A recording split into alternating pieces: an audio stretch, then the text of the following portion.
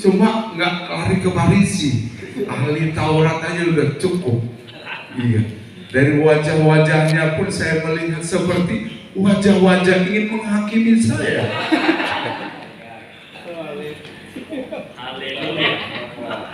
Lalu bertanya, siapa itu manusia yang di depan itu? Berani-beraninya. Salam Pak Abraham, senior saya. Luar biasa. Horas. Salam juga. Salamnya dong. Bapak Ibu yang dikasih Tuhan, hari ini kita mau belajar mengikuti arahan Tuhan. Kira-kira dalam pelayanan kita lebih banyak kita mengikuti arahan Tuhan atau arahan hati kita? Kira-kira apa-apa lebih bagus jujur. Ya, orang jujur pasti masuk surga.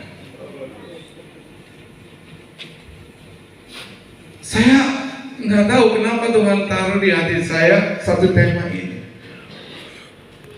Artinya ada maksud Tuhan untuk kita semua, ya, supaya jalan kita benar-benar. Ketika kita mulai dari awal, start awal, mengabdikan diri kepada Tuhan, ingat, yang milih kita siapa? Tuhan. Yang manggil dan menetapi kita siapa? Tuhan. Artinya kita nggak punya daya. Jadi semua perintah yang Tuhan perintahkan kepada kita, itulah yang harus kita kerjakan. Kadang-kadang jujur saudara, banyak pendeta yang baik, tahu lebay, berlebihan. Tuhan gak suruh, wah, gimana ya supaya jemaat saya ini banyak? Wah, udah gak usah tanya Tuhan, tanya hati sendiri, karena di hati saya ada Tuhan. Mulai, wah, apa yang harus saya kerjakan ya di gereja ya? Kok gereja si A udah maju banget, kok saya ketinggalan? Mulai, otak mulai mikir, waduh, apa saya sih kada yang penting gerejaku maju. Hari ini kita belajar dari satu tema ini. Saya berharap kita semua pulang dari tempat ini berkatin Tuhan. Amin. Kita lihat dari Yohanes pasal 15. Saya ambil ujungnya saja, ayat 16 dan 17.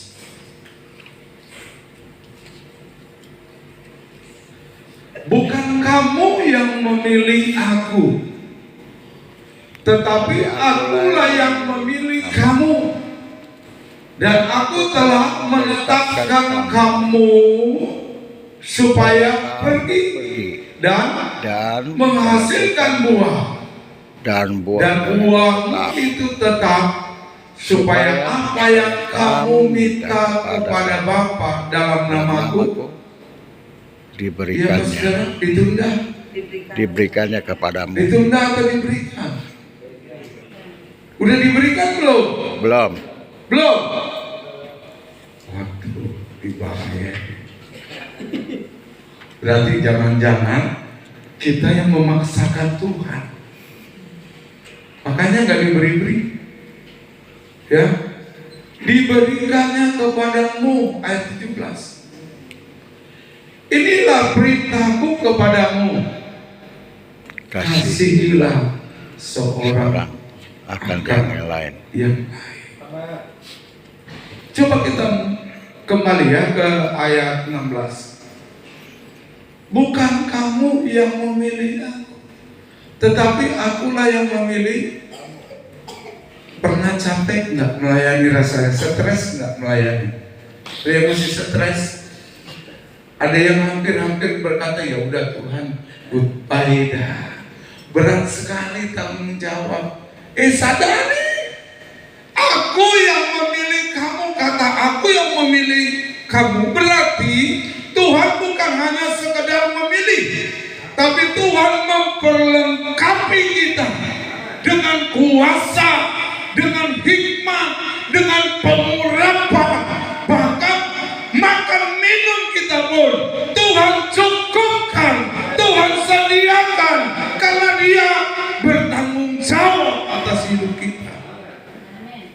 Kadang-kala kan kita nggak gitu. Saya berharap tidak ada pendeta proposal di sini ya. Kalau ada pendeta proposal, bertobatlah kamu. Itu artinya saudara belum menyadari bahwa Tuhan itu beserta dengan saudara. Nggak apa-apa lah. Gak dikasih naik juga nggak apa-apa. Ini kesempatan buat saya. Tuhan berkati aja. Ya, kita ini dipilih Tuhan. Bahkan apa? Bukan hanya dipilih. Aku telah menetapkan kamu. Berarti ada kepercayaan Tuhan yang Tuhan berikan kepada kita. Katakan amin. Amin. Sampai dia katakan, aku menetapkan kamu supaya kamu pergi. Apa yang pernah Tuhan kerjakan di muka bumi ini, diserahkannya kepada hamba-hamba Tuhan BKSG. Pertanyaannya, dengar enggak apa yang dikatakan Tuhan? Kita dengar enggak? Kita percaya enggak? Kita lakukan enggak? Itu yang membuat kita tidak merasakan yang namanya hasil. Sudah menikmati hasil belum? Amin ya. Amin. Ya walaupun masih sedikit, yang penting ada hasil.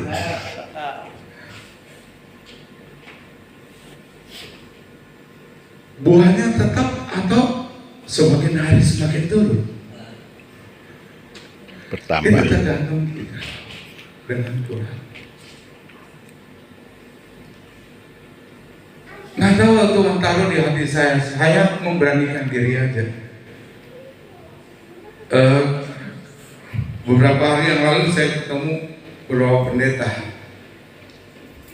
Dia mulai cerita, pendeta gimana pelayanan? Saya bilang amin.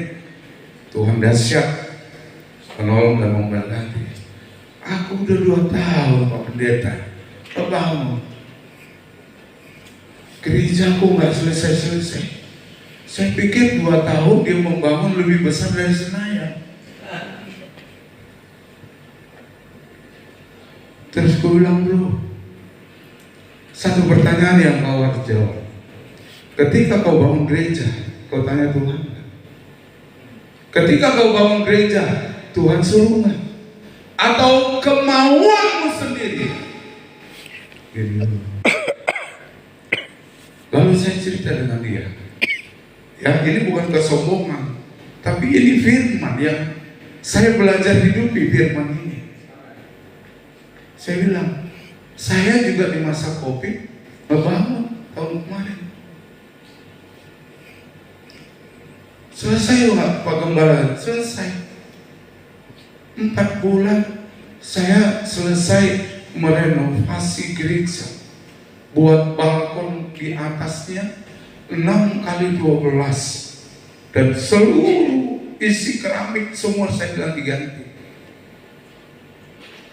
Dia bilang dia bohong. Kok saya udah 2 tahun nggak selesai? Itu tadi saya disuruh Tuhan. Ayo belajar seperti Musa. Kalau Tuhan nggak suruh aku bergerak, aku tidak akan bergerak.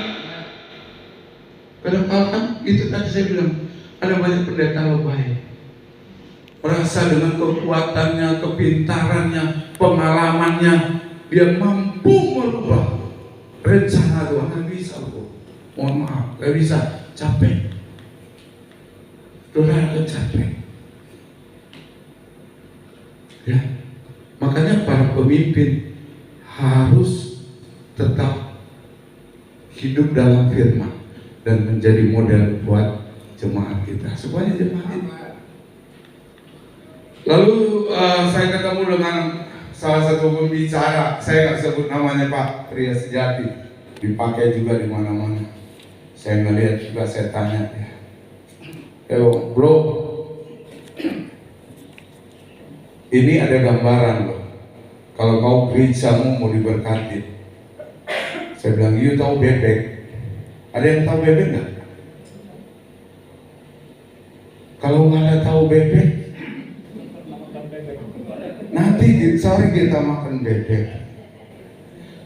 Saudara tahu bebek? Bebek itu supaya telurnya banyak dikasih apa? Makan yang kenyang. Itu dia setiap hari pasti bertelur. Karena saya dulu pernah di kampung piara bebek. Ketika dia kenyang, pasti besok pagi lihat saudara akan ngutip telur bebek. Demikian juga dalam pelayanan kita. Kalau jemaat yang dilayani, kita layani, itu kita kasih makan sayur asam terus. Kira-kira meriam nggak deh? Hah? Asam urat. Apalagi kalau makan apa nih? Linjaunya. Iya. Aduh, bisa sekali. Terus saya bilang dengan dia, saya nggak pernah takut sekalipun dia mau berbicara di mana, tapi saya tetap mengajarin dia. Sampai dia bilang, terima kasih bro buat gambaran bebek ini. Jadi saya sadar. Yang kedua, kalau bebek itu udah kenyang, dia akan pergi keluar. Dia akan pulang, dia bawa bebek yang kurus ke kandang. Lalu yang punya bebek kasih makan dia gemuk. Telurnya datang lagi. Besok dia keluar lagi. Bro, kok kamu gemuk ya, seger ya, sukses ya? Aku mau belajar kan? Bawa lagi dia. Artinya bukan comot sana comot sini. Lewat kehidupan pengembangan kita, jemaat yang kita gembalakan, orang akan bertanya. Di masa COVID banyak orang yang stres, nggak usah jemaat. Pendeta pada stres ya ngaku lah. Kalau nggak ngaku saudara, wah susah berat, masuk surganya susah. Banyak stres nggak? Pak saya gimana? Tuh sampai rambut kurang dikit-dikit. Bahkan banyak gereja yang tutup ya. Setuju nggak? Setuju. Karena tidak mengikuti arahan Tuhan. Oh jadi gembala instan, wow, tiba-tiba jadi gereja besar, pendeta besar. Semua proses. Katakan amin. Itu yang membawa kita next level, punya nilai. Ketika ada goncangan, ada topang, ada masalah, ku kan berdiri di tengah badai dengan kekuatan yang kau berikan. Sampai kapanpun ku kan bertahan, karena Yesus selalu menopang hidupku. Ya, jangan cari pertolongan di luar Tuhan dulu, Tuhan. Apalagi ini musim caleg kan.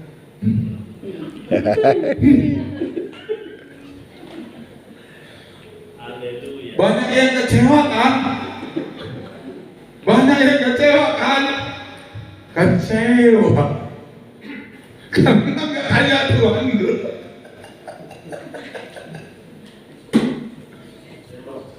Nanti partai A masuk, oh puji Tuhan, ini berkat Tuhan. Oh partai ini lagi masuk, oh puji Tuhan, berkat Tuhan. Saya bilang, ketika kau duduk di bawah kaki Tuhan, lebih dari partai nanti dapat. Ya, sudah mulai kan ini.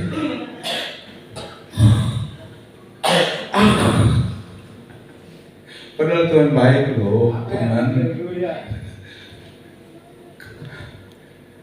Ketika Ketika kita mau bekerja serius dengan Tuhan, kita akan dapat buah. Dan buahnya itu nggak buah ecek-ecek loh. Benar, nggak buah ecek-ecek ya. Jadi gini saudara, saya sampai jam berapa nih? Sampai jam 12. Aku tuh, aku kalau udah ngomong suka lupa waktu nih. Baru jam 11 nih. Ya, Kita makan jam 12. Saya sampai jam berapa? setengah 12. Setengah 12. Ya. Ya, nggak apa-apa. Jadi gini teman, ini sharing ya, sharing bukan berarti untuk menggurui. Jangan suka ikut-ikutan. Betul kan? Saya juga dulu ikut-ikutan. Saya kalau mau gede katanya pergi belajar, saya ke Solo, pergi dulu naik pesawat ke Solo, bayar hotel. Pulang nggak ada bebek ini ikut. Stres dia, duit habis. Saya mau beritahu, satu gereja boleh berhasil konser karena memang itu rencana Tuhan. Jadi jangan ikut-ikutan. Tanya Tuhan, potensi apa yang Tuhan percayakan di gereja kita masing-masing. Amin. Yes. Hari-hari ini termasuk pembicara besar. Dia ngomong dengan saya, Pak Gembala, ya, saya sebut aja namanya. Saudara kenal Deddy Jega? Itu sahabat saya, sering melayani di saya dari Medan. Saya tanya, jemaatmu udah banyak? Belum Pak Pendeta. Saya bilang, potensi apa yang lebih kuat di gereja? Itu aja kembangkan, saya bilang. Lalu dia tanya, Pak Gembala, kalau di gereja Bapak, kekuatan gerejanya apa? Saya bilang hanya satu, ujian, penyembahan, dan doa. Jadi setiap Jumat di gereja kami ada 70 sampai 80 orang memuji menyembah Tuhan. Saya nggak tertarik dengan yang lain-lain. Saya stop. Tuhan, kalau ini yang harus saya pertahankan dan terus saya kembangkan, akan saya lakukan.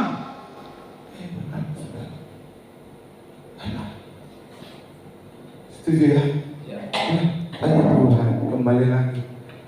Kau yang pilih aku Tuhan, maumu apa yang harus kulakukan Tuhan?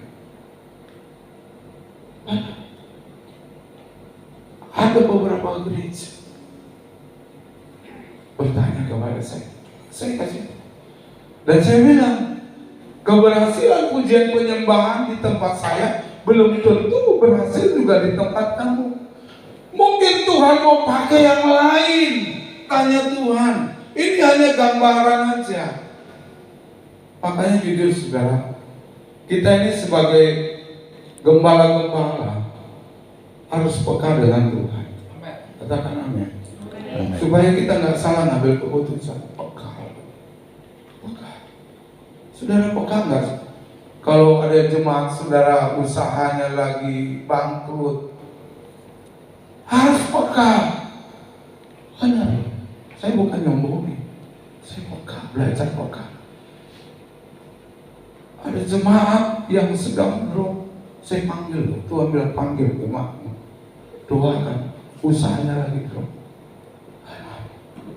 Saya panggil, maju. Kamu minta apa?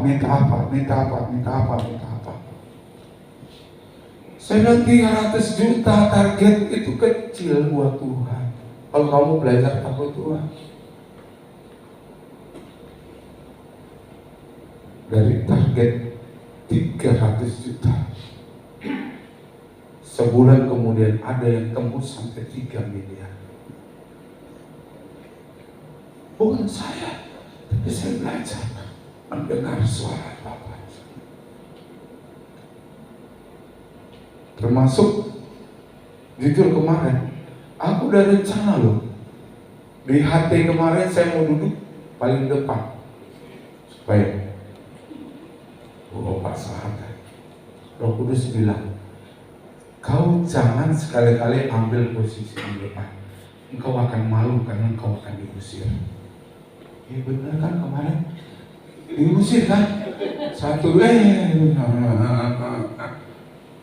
makanya saya ngambil posisi yang agak belakang, aman, gak bakalan diusir saya. Kalau apa begitu, aman. Makanya itu terus, mohon maaf ini sharing kita ya.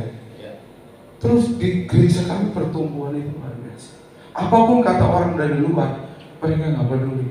Mereka hanya mendengarkan apa kata gembalanya. Salam amin. Amin. Satu hari berapa pasal kita baca Alkitab? Itu komitmenmu loh. Itu bukti kau mengasihi Tuhan. Itu apa kita buka-bukaan, bukan sombong. Saya dari subuh udah bangun baca Alkitab. Ya minimal 10 pasal sampai 20 pasal setiap hari. Penyembahan minimal 1 jam setiap hari, minimal 1 jam. Saya ini bukan orang pintar, bukan punya jabatan yang di kartu nama nggak muat. Paham ya? Tiba-tiba kan ada nomor dokter, ada alat. Dikit lagi habis itu 3 bulan kemudian di depan lagi vlog. Wih, di belakangnya Nabi. Kadang-kala saya heran, keren amat orang ini. Belajarnya gimana? Dosennya gimana? Keren ya? Ayo kita belajar dengan Tuhan. Udah itu aja kerinduan hati kita. Gak usah cari yang lain. Persoalan makan minum kita gak usah takut. Tuhan atur, Tuhan sediakan. Dan saya gak mau saya doang diberkati Tuhan. Saya mau kita semua diberkati Tuhan. Amin. Yes. Aja tahu bagaimana kita dulu berdarah-darah bangun BKSG ini. Ya, semua orang BKSG dulu nggak ada yang punya gedung, ngontrak semua. Kami berjuang ya Pak. Iya, berdarah-darah. Ya karena kami setia, belajar setia, belajar percaya Tuhan. Ada buah loh yang Tuhan kasih. Amin. Yang gerejanya masih ngontrak, dekatkan dirimu dengan Tuhan. Amin. Tuhan pasti beri. Ya, apa yang menjadi kebutuhan kita? Saya cerita begini supaya teman-teman semua termotivasi. Tidak ada maksud untuk membanggakan diri.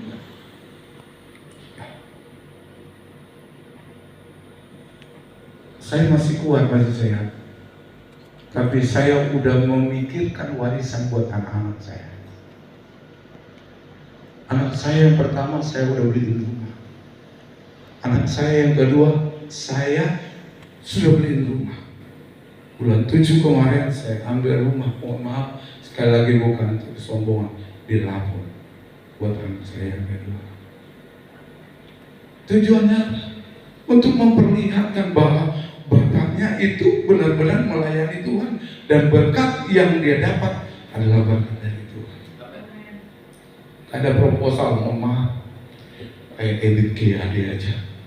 Dari pintu ke pintu, ku coba tawarkan proposal.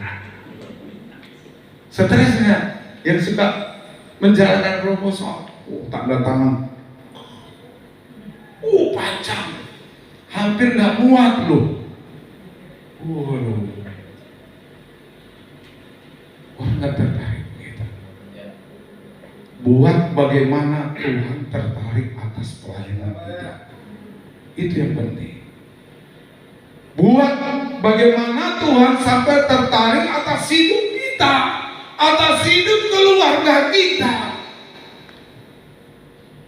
yang menjadikan kita itu bangga jadi hamba, jongosnya Tuhan, pelayan Tuhan. Ya. Saya lagi berdoa juga untuk pengembangan gereja lagi. Gereja kami bisa 350 seat, ya. Dan saya nggak pernah puas. Saya katakan, Tuhan, saya terus akan bekerja, berkarya, memenangkan jiwa bagi kemuliaan nama Tuhan. Bukan dengan cara saya, bukan dengan cara kedagingan saya, tapi saya belajar bagaimana Tuhan menuntun saya. Dari 1 tahun ke tahun yang kedua, tahun yang ketiga, tahun yang keempat, sampai nanti 1 November kami 25 tahun sudah melayani diri KSG. Dari nol, saya tidak bekerja full time, dari nol sampai kalian punya gereja, punya fasilitas semua. Itu bukan karena kuat dan gagah kami, tapi karena Tuhan dimuliakan, ditinggikan, diagungkan. Amin ya. Ayo kita sama-sama terus belajar. Jika belum, mungkin tersendat-sendat jalan mengikuti rencananya Tuhan, udah capek, udah berat, udah mulai miring-miring. Jangan, tetap jalan. Ya, ada harga yang kami bayar. Anak dalam rahim istri saya 6 bulan meninggal ketika kami bangun gereja di RGSD. Kami mau dibunuh, tapi karena Tuhan ada, kami diselamatkan. Cuma bayi yang dalam kandungan itu meninggal. Saya yakin dia meninggal dalam pelayanan. Amin ya. Makanya jangan putus asa, teman-temanku seperjuangan BKSG. Jangan pernah putus asa, jangan pernah mengambil keputusan yang salah sebelum Tuhan berbicara. Makanya kita akan menikmati hasil, menikmati hasil, menikmati hasil. Dan hasilnya itu bukan sedikit, hasilnya itu banyak. Dan buah yang kita hasilkan dari pelayanan kita itu menjadi buah-buah yang manis, yang memberikan semakin umur panjang. Ya, jangan sampai gara-gara kita mikirin jemaat 40 tahun udah pulang, 45 tahun kurang 1 hari udah pulang. Kan banyak kan pendeta yang stres pulang kan?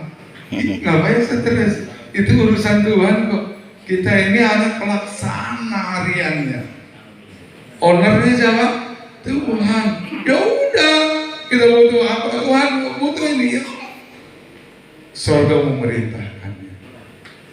Sekali lagi, ini hanya sharing buat kita semua, buat hamba-hamba Tuhan. Ayo lebih dekatkan diri kepada Tuhan.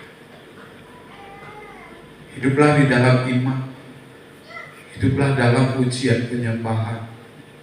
Ya, karena Alkitab katakan Allah hadir dan bertata di atas ujian penyembahan umatnya yang mengasihi Dia. BKSG harus tetap jaya. BKSG harus tetap maju. Karena kita ada di sini bukan karena kita, tapi Tuhan yang menetapkan kita. Katakan amin. Amin. Tuhan yang menetapkan. Ya, sekali lagi tetap semangat, tetap berjalan menurut arahan Tuhan. Amin. Artinya semua akan dibuatnya Berhasil. Tuhan memberkati kita semua.